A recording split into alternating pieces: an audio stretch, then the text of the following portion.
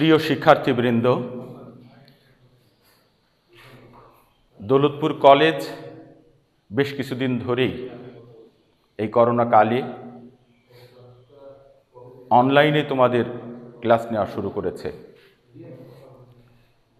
আমি এর পূর্বেই ইন্টারমিডিয়েট ক্লাস নিয়েছি, আজকে ক্লাস নেব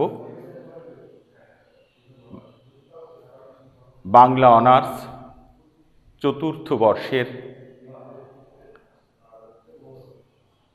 আধুনিক কবিতা শামসুর রহমানের বন্দি শিবির থেকে। আজকে পড়াবো শামসুর রহমানের বন্দি শিবির থেকে।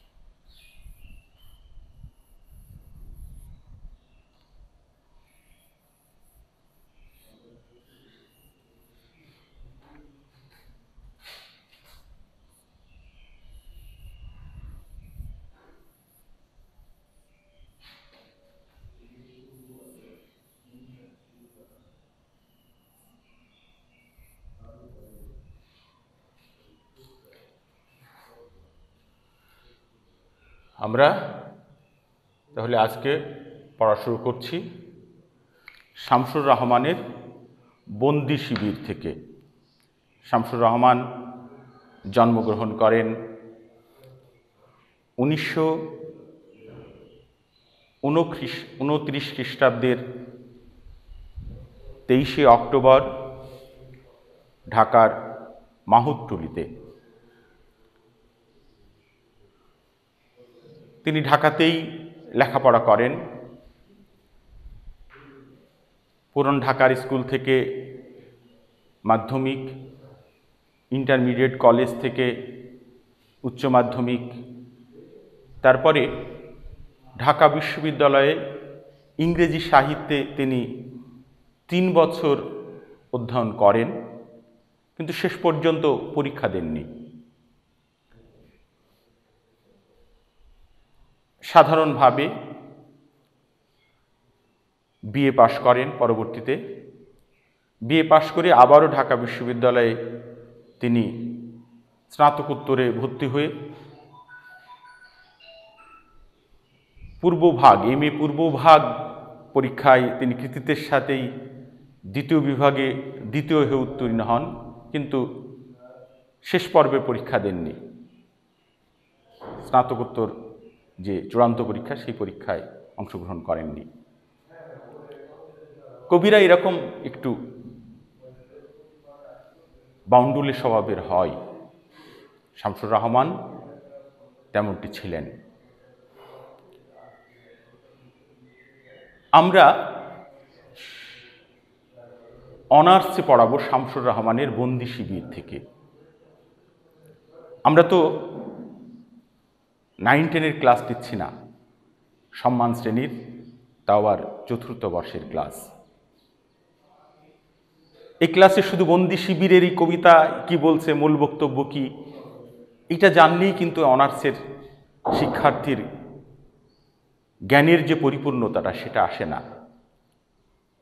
এই শামসুর রহমান কোথা থেকে, কিভাবে এই লিখনী ধারণ করলেন, একদিনের না এটা। এই শামসুর রহমান কবি হয়ে ওঠে একদিনে হয়ে ওঠে না। জীবনানন্দ দাশ যেমন বলেছেন, 1000 বছর ধরে পথ হাঁটিতেছি পৃথিবীর পথে। সত্যিকার অর্থেই একজন কবিকে 1000 বছরের যে সাহিত্য, সংস্কৃতি, ইতিহাস, সেই ইতিহাসকে ধারণ করেই কবিতা লিখতে হয়, সাহিত্য চর্চা করতে হয়। শামসুর রহমান সব সময়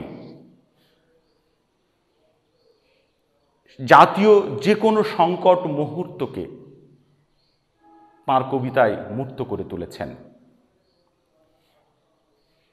এই যে সংকটের সঙ্গে নিজেকে জড়িয়ে নেওয়া, এই ধারাটা হঠাৎ করে আসেনি বাংলা সাহিত্যে। আমরা হাজার বছরের ইতিহাস, বাংলা যে সংস্কৃতির ইতিহাস, চর্যাপদ থেকে শুরু করে যদি আমরা মধ্যযুগে সেই কথা বলি যে ওই ফুল্লরা বলছে যে বিধাতা করিল মোরে দরিদ্রের কান্তা, চারিপ্রহর করি সই উদরের চিন্তা, অথবা ঈশ্বরী পাটনি কি বলে ভারতচন্দ্র রায়গুণাকরের অন্নদামঙ্গল কাব্যে বলছেন যে ঈশ্বরী পাটনি কহেন করিয়া জোড় হাতে, আমার সন্তান যেন থাকে দুধে ভাতে।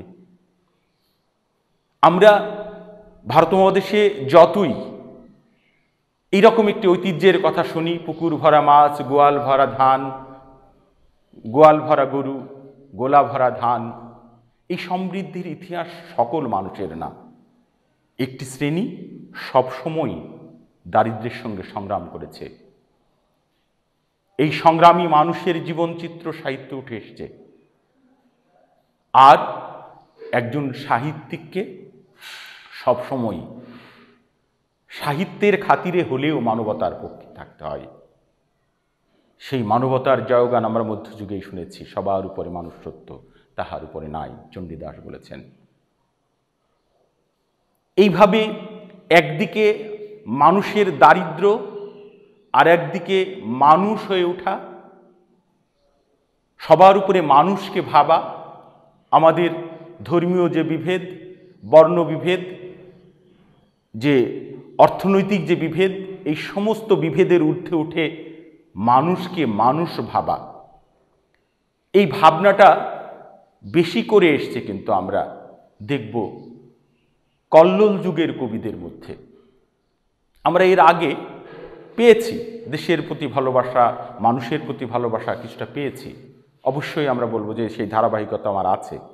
আমরা মধ্যযুগের আব্দুল হাকিমের কাছে যেমন পেয়েছি যে বঙ্গেতে জন্মে যে হিংসে বঙ্গবাণী, সে যে কাহার জন্ম নির্ণয় ন জানি, নিজ দেশি ভাষা যার মনে না জোয়াই, সে কেন এদেশ চেয়ে বিদেশ ন যায়। এই যে ভাষার প্রতি ভালোবাসা, এইভাবে ভালোবাসাটা তৈরি হয় আবহমান কাল ধরে, এই মানসিকতা তৈরি করতে হয়।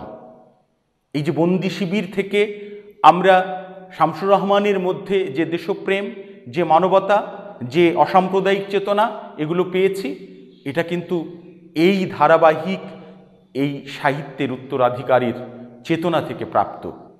সেই চেতনা অবশ্যই শামসুর রহমানকে সমৃদ্ধ করেছে, গড়ে তুলেছে।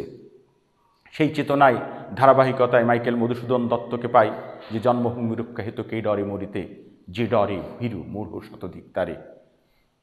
অথবা এই যে দেশের জন্যে মানুষের প্রাণ দেওয়া, মানুষের সবচেয়ে শ্রেষ্ঠ সম্পদ হচ্ছে নিজের জীবন, সেই জীবন উৎসর্গ করে একদিনে না, হঠাৎ করে না, বাঁশি বাজালো আর মানুষ জীবন দিতে চলে গেল এমন না। মানুষের মধ্যে এই ভালোবাসাগুলো তিলে তিলে তৈরি করতে হয়। আমরা জানি যে সাহিত্যিক সরাসরি যুদ্ধ করেন না, একজন শিল্পী সরাসরি যুদ্ধ করেন না, কিন্তু যোদ্ধার যে মনোজগৎ, এই যে যুদ্ধে নিজের জীবন উৎসর্গ করেও মানুষের জন্যে, দেশের জন্যে কাজ করে যাওয়ার যে অনুপ্রেরণা, সেই অনুপ্রেরণাটা অবশ্যই এই সাহিত্য সংস্কৃতি থেকেই আমরা অর্জন করি। সেই কাজটি নীরবে, মাটির নিচে যেমন ঝর্ণাধারা আছে আমরা দেখতে পাই না, কিন্তু সেই মাটির নিচের সেই ফল্গু ধারায় কিন্তু গাছকে সবুজ করে রাখে, আমরা দেখতে পাই না। তেমন করেই এই শিল্পী সাহিত্যিকরা মানুষের মনোজগতে কাজ করে যায়, যে কাজের মধ্য দিয়ে মানুষ প্রতি মুহূর্তে অনুপ্রাণিত হয়। সেই অনুপ্রেরণা আমরা পাই। রবীন্দ্রনাথ যখন বলেন, মাতর বদন খানি মলিন হলে আমি নয়ন জলে ভাসি, এই যে মাতর বদন খানি মলিন হলে আমি নয়ন জলে ভাসি, এই মায়ের প্রতি ভালোবাসা জাগিয়ে তোলা। এই ভালোবাসা জাগিয়ে তুলেছে বলেই তো যখন 1952 সালে আমার ভাষার উপরে আঘাত আসলো, তখন আমরা প্রতিবাদ জানিয়েছি। এই ভালোবাসাটা কিন্তু ওই আব্দুল হাকিম, মাইকেল মধুসূদন দত্ত, রবীন্দ্রনাথ, কাজী নজরুল ইসলাম যখন বাঙালির জয় হোক, বাংলার জয় হোক, বাংলাদেশ শব্দটি তার লেখায় পাই, আমরা নজরুল ইসলামের কবিতায় যখন সেই মানবতা পাই যে মানুষের চেয়ে বড় কিছু নাই, নহে কিছু মহিয়ান, এই মানবতা বোধ আমাদের মধ্যে জাগিয়ে তোলে। এই সমস্ত আমাদের সাহিত্যের যে ধারা, সেই ধারা অন্যতম একটি জায়গায় এসে কল্লোল যুগের কবিরা বাংলা 1330 সালে কল্লোল পত্রিকার মধ্য দিয়ে বুদ্ধদেব, সুধীন দত্ত, অমিয় চক্রবর্তী, বিষ্ণুদে, জীবনানন্দ দাশ, তারা রবীন্দ্রনাথের এতদিন যে ধারায় রবীন্দ্রনাথ সাহিত্য রচনা করছেন বা তার পূর্বে, সেই ধারার বাইরে এসে তারা ভাববা শুরু করলেন।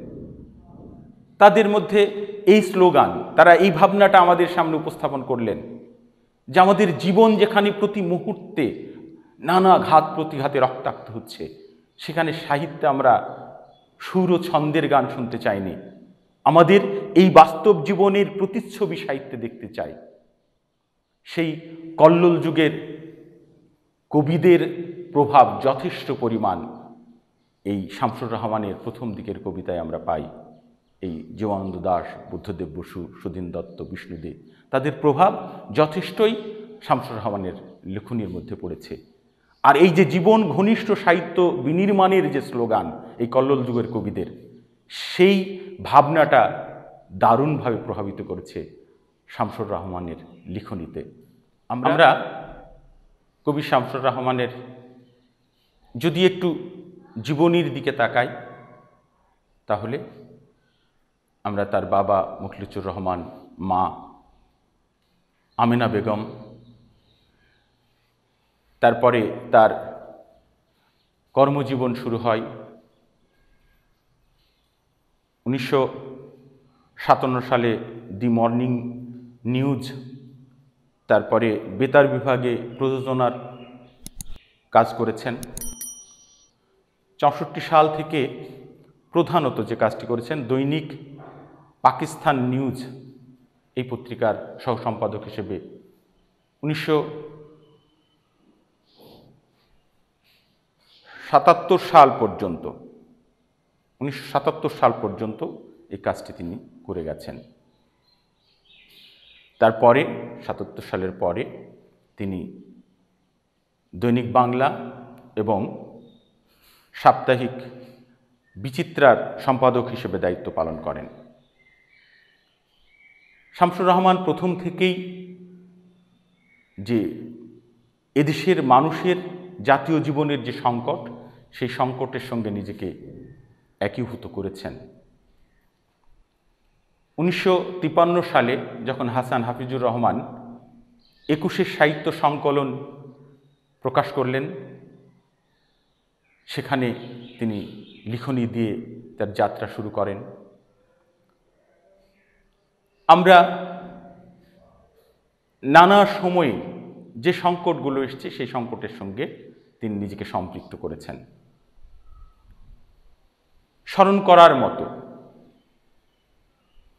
হাজার বছরের শ্রেষ্ঠ বাঙালি, জাতির পিতা বঙ্গবন্ধু শেখ মুজিবুর রহমান 6 দফা যখন দিচ্ছেন 66 সালে, তারপরে তিনি কারারুদ্ধ হন। সেই কারারুদ্ধ বঙ্গবন্ধুকে স্মরণ করে টেলিমেকাস নামে একটি চমৎকার কবিতা তিনি রচনা করেন। সেই টেলিমেকাস হোমারের যে অডিসি, সেই হোমারের অডিসির ঘটনাকে অবলম্বন করে তার মতো করে তিনি এই টেলিমেকাস বিখ্যাত একটি কবিতা রচনা করেন, যেখানে তিনি দেখিয়েছেন যে অডিসিউস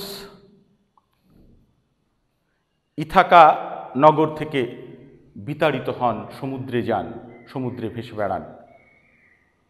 এই অডিসিউসের স্ত্রী পেনেলোপকে পাওয়ার জন্যে অনেক রাজা তার কাছে আসে, কিন্তু পেনেলোপ খুব চালাকির সঙ্গে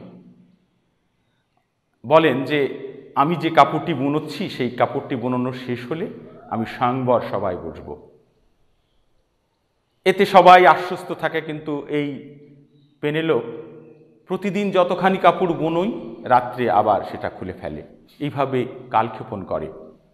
আর তার ছেলে টেলেমেকাস অপেক্ষা করে যে তার বাবা অবশ্যই একদিন ফিরে আসবে।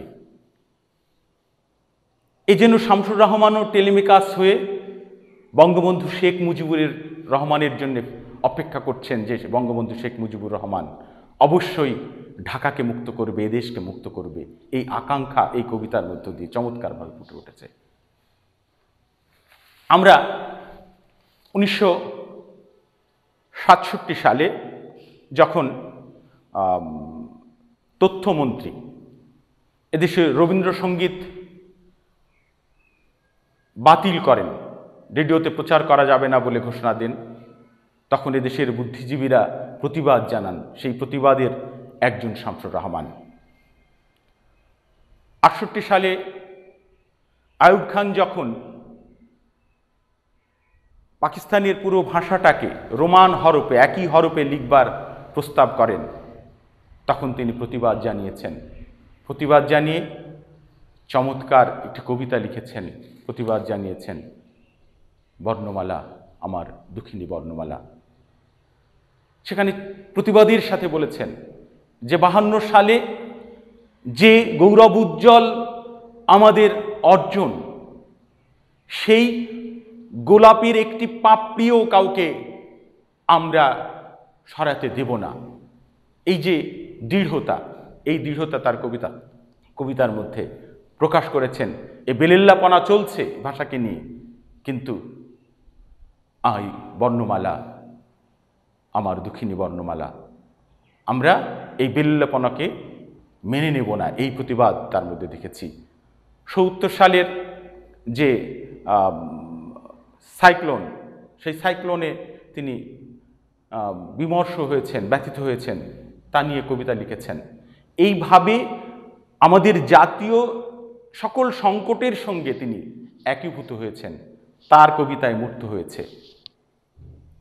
আমরা 1971 সালের মুক্তিযুদ্ধ এই পরিবেশটি একদিনে আসেনি। ভাষা আন্দোলনই আমাদের মুক্তিযুদ্ধের বীজ রোপিত হয়েছে ভাষা আন্দোলনের মধ্য দিয়ে। সেই যখন মুক্তিযুদ্ধ চলছে সে সময় শামসুর রহমান কিন্তু এদেশেই আছেন। এদেশের অনেক মানুষ ভারতে চলে গেছেন নিরাপদ আশ্রয়, কখনো যুদ্ধের প্রস্তুতি নেবার জন্যে, কিন্তু শামসুর রহমান প্রথম দিকে বাড়িতে চলে গেছেন। নরসিংদীর যে শিমুলতলি গ্রাম, সেই শিমুলতলি গ্রামে তিনি পাহাড়তলি গ্রামে তিনি চলে গেছেন। সেই রায়পুরার পাহাড়তলি গ্রামে তিনি পুকুর পাড়ে বসে বিখ্যাত দুটি কবিতা লিখে ফেলেছেন এপ্রিল মাসের কোনো একটি সময়ে। সে বিখ্যাত কবিতা তোমাকে পাওয়ার জন্য স্বাধীনতা, আর আরেকটি কবিতা হচ্ছে স্বাধীনতা। এই কবিতায় আমরা প্রাণস্পর্শী মুক্তিযুদ্ধের যে নানা ঘটনা যেন এই কবিতার মধ্য দিয়ে উদ্ভাসিত হয়েছে। তোমাকে পাওয়ার জন্য হে স্বাধীনতা, তোমাকে পাওয়ার জন্য আর কতবার ভাসতে হবে রক্ত গঙ্গায়, আর কতবার দেখতে হবে খাণ্ডব দাহন। তোমাকে পাওয়ার জন্য হে স্বাধীনতা। শহরের বুকে জলপাই রঙের ট্র্যাঙ্ক এলো দানবের মতো চিৎকার করতে করতে, ছাত্রাবাস বস্তি উজাড় হলো। এইভাবে যে বিভৎস রূপ তৈরি হয়েছে এই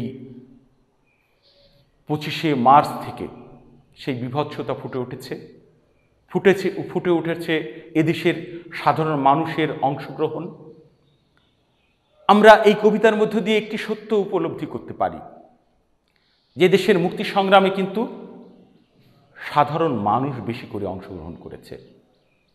উচ্চবিত্তের মানুষ সরাসরি যুদ্ধে অংশগ্রহণ করেছে কিন্তু কম। সেজন্যই এখানে একেবারে সেই শাহবাজপুরের সেই জোয়ান কৃষক, আমরা রুস্তম শেখকে পাই ঢাকা রিক্সাওয়ালা যার ফুসফুস এখন পোকার দখলে, মতলব মিয়া মেঘনা নদীর দক্ষ মাঝি, গাঁজি গাঁজি বলে যে নৌকা চালায় উদ্দাম ঝড়ে, এই সমস্ত চরিত্রগুলো পাই। একেবারে খেটে খাওয়া সাধারণ মানুষ যে যুদ্ধে অংশগ্রহণ করেছে সেই মানুষগুলোকে পাই। আর পাই সেই তেজি তরুণ, রাইফেল কাঁধে বনে জঙ্গলে ঘুরে বেড়ানো সেই তেজি তরুণ, যার পদভারে একটি নতুন পৃথিবীর জন্ম হতে চলেছে।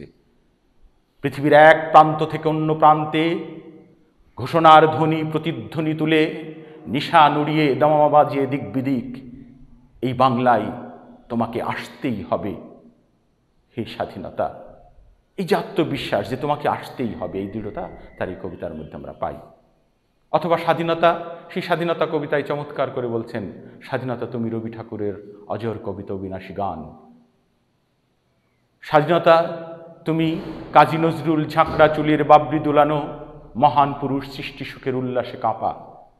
এখানে এই যে অসাম্প্রদায়িক চেতনা, রবীন্দ্রনাথ নজরুল দুজনকে ব্যবহার করছেন স্বাধীনতা যে রোদেলা দুপুরে মধ্যপুকুরে গ্রাম্য মেয়ের অবাধ সাঁতার। এই যে অবাধে কথা বলবার যে অধিকার, এই অধিকারটা হচ্ছে স্বাধীনতা। সেই স্বাধীনতা শামসুর রহমানের ছিল না। তারপরে গ্রাম থেকে আবার ঢাকায় তাকে আসতে হয়, এমনকি কাজে যোগ দিতে হয়। কাজে যোগ দিয়েছেন ঠিকই, ভারতে চলে যাননি অনেকের মতো, কিন্তু এদেশে থেকেই এদেশের যে ভয়াবহ চিত্র, ঢাকার যে ভয়াবহ চিত্র, সেই চিত্র এই বন্দি শিবির থেকে আমরা পেয়েছি। জেলখানায় মানুষ থাকে, তারও কিছু স্বাধীনতা থাকে, কিন্তু 1971 সালের এই 9 মাস ঢাকা বসবাসকারী মানুষগুলো যে জীবনযাপন করেছে, সে জীবনযাপন সত্যিই খুবই খুবই খুবই ভয়াবহ। এই বন্দি শিবির থেকেই আমরা প্রথমেই আমরা বলবো যে বন্দি শিবিরে আমরা কবি বলছেন যে এই শিবিরে তিনি ঈর্ষা করেন সেই সকল কবিদের যারা স্বাধীনভাবে কথা বলতে পারে, অন্য কোনো কারণে নয়, তার সচ্ছলতার জন্য না, শুধু এই জন্যে ঈর্ষা করেন যে তারা স্বাধীনভাবে তার কথাটি বলতে পারে। কিন্তু কবি শামসুর রহমান এদেশে তা বলতে পারেন না। বিশেষ কিছু শব্দ এখানে বাতিল করা হয়েছে। ফুল, পাখি, এমনকি নারী, নানা বিষয়ে লেখা যেতে পারে, কিন্তু লেখা যাবে না স্বাধীনতা সংগ্রাম বা মুক্তিযুদ্ধ, এই সমস্ত শব্দ উচ্চারণ করা যাবে না। চমৎকার করে এই কবিতায় তিনি বলছেন যে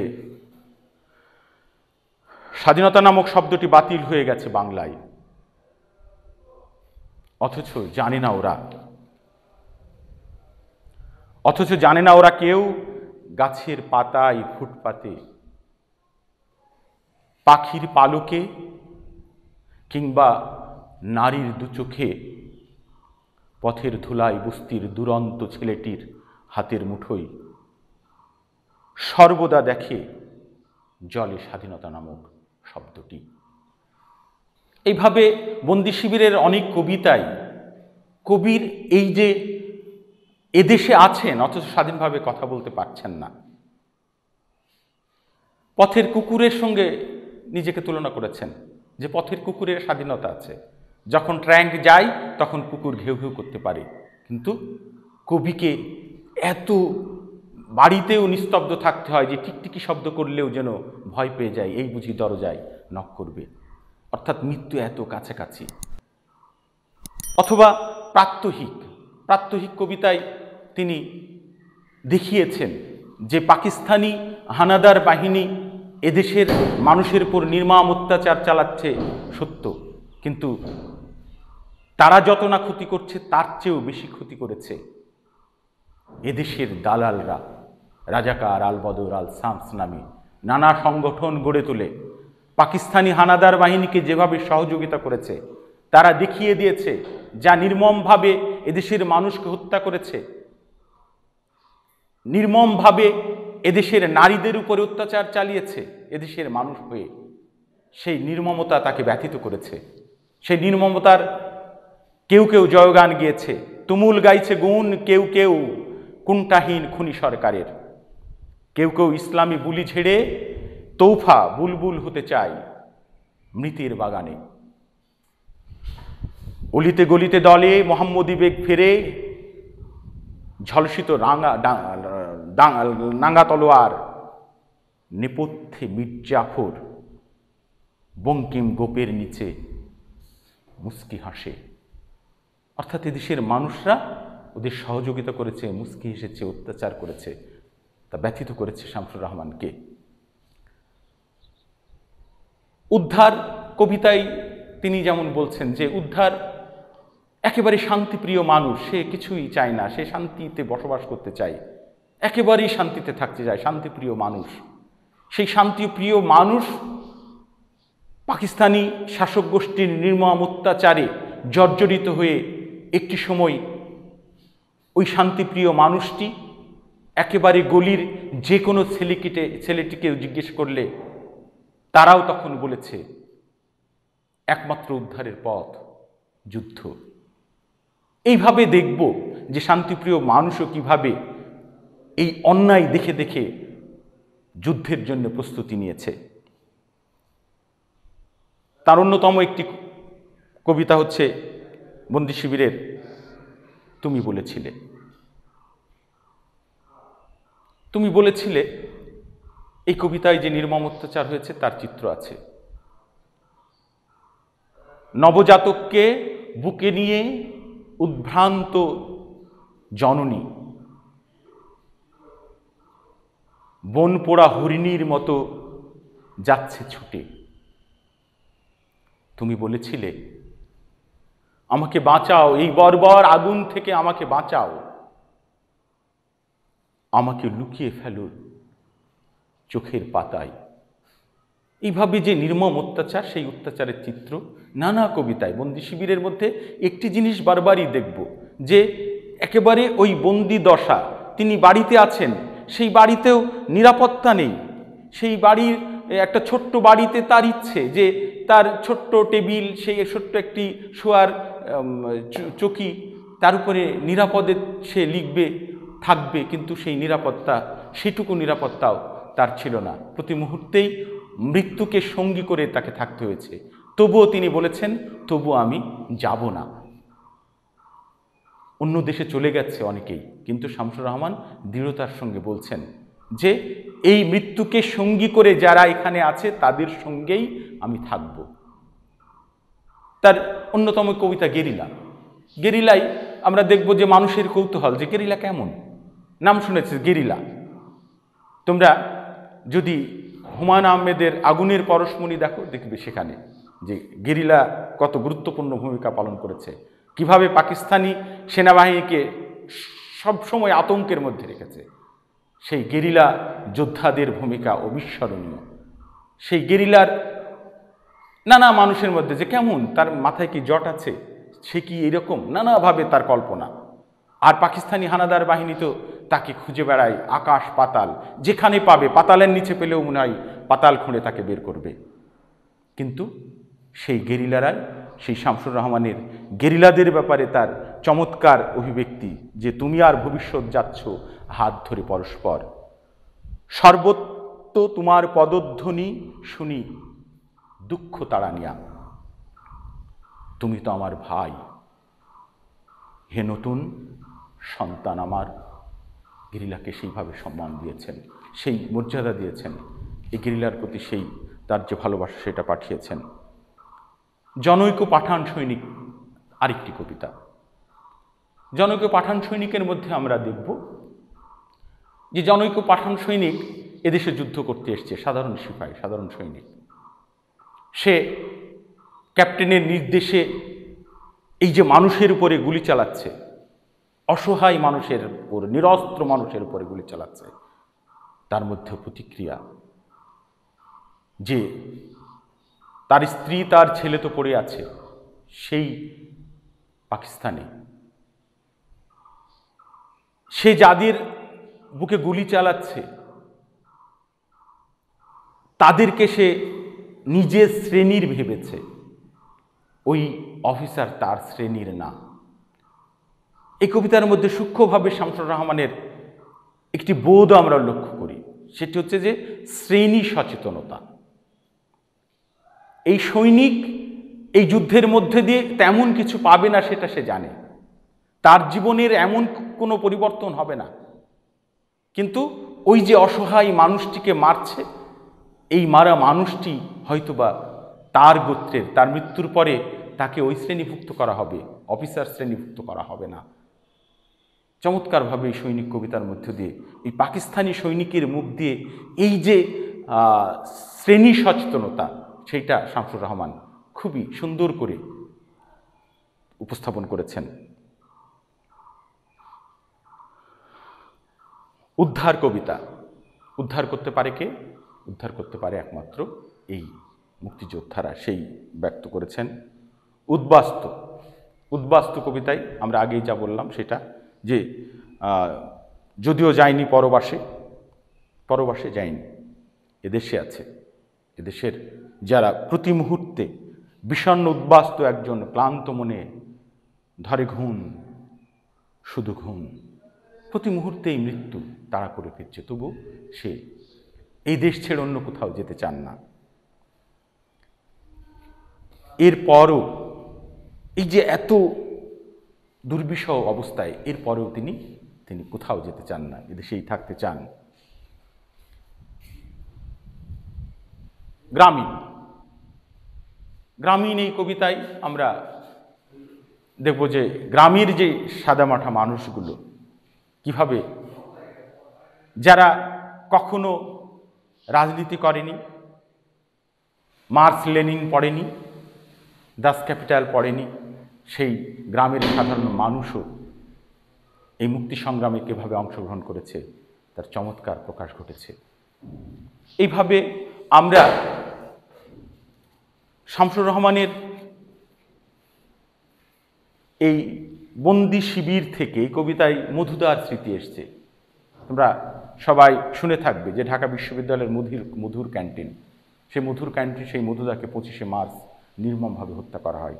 তার দোষ যে সেখানে এই প্রগতিশীল ছেলেগুলো, এই যে ছাত্র আন্দোলন, যে 11 দফার মধ্য দিয়ে আমরা স্বাধিকার আন্দোলনের দিকে অগ্রসর হয়েছি, সেই 11 দফা আন্দোলনের অন্যতম যে চালিকা শক্তি সেই ছাত্র সংগঠনগুলো, যাদের 4 খলিফা বলা হতো, যারা সে সময়ের রাজনীতিকে অনেকখানি নিয়ন্ত্রণ করত, সে সমস্ত নানা আলোচনা মধুর ক্যান্টিনে হতো। সেই জন্য মধুদার করে তাদের খুব ক্ষোভ ছিল। 25শে মার্চেই তাকে নির্মমভাবে হত্যা করা হয়। সেই মধুদার স্মৃতিচারণ করেছেন চমৎকার করে, ছুঁয়ে যাওয়ার মতো করে চমৎকার করে শামসুর রহমান মধুদার স্মৃতিচারণ করেছেন। তার এই বন্দি শিবির থেকে এই কাব্যগ্রন্থ নিয়ে এক একটি কবিতা নিয়ে একটি ক্লাস নিলেও শেষ হবার নয়, এমন একটি বিষয়। ফলে এরকম একটি সমৃদ্ধ কাব্য এই কমিউনিটির ক্লাসে সুন্দর করে অন্তত শেষ করা সম্ভব নয়। তবু একটি ধারণা দেবার চেষ্টা করলাম। এই করোনাকালে তোমরা বাড়িতে বসে যদি একটু উৎসাহিত হও, একটু ধারণা পাও, সেই প্রত্যাশায় এই ক্লাস নেওয়া। তোমরা ভালো থেকো, নিরাপদে থেকো, সবসময় মুখে মাস্ক ব্যবহার করবে, বাইরে যখনই আসবে বারবার হাত ধোবে, সবাইকে সচেতন করবে। আমরা শামসুর রহমান ওই 9 মাস মৃত্যুর সঙ্গে লড়াই করে যেমন নিজেকে রক্ষা করেছেন, আমাদেরও আরেক ধরনের একটা যুদ্ধ চলছে, সেই যুদ্ধে আমাদের জয়ী হতে হবে। আমরা সবাই সচেতন হয়ে এই করোনা ভাইরাসকে যেন পরাস্ত করতে পারি। আল্লাহ যেন আমাদের রহম করেন, এই সংকট থেকে উত্তরণ ঘটান, এই প্রত্যাশা রেখে সবাইকে ধন্যবাদ জানিয়ে আমার ক্লাস শেষ করছি। ভালো থেকো।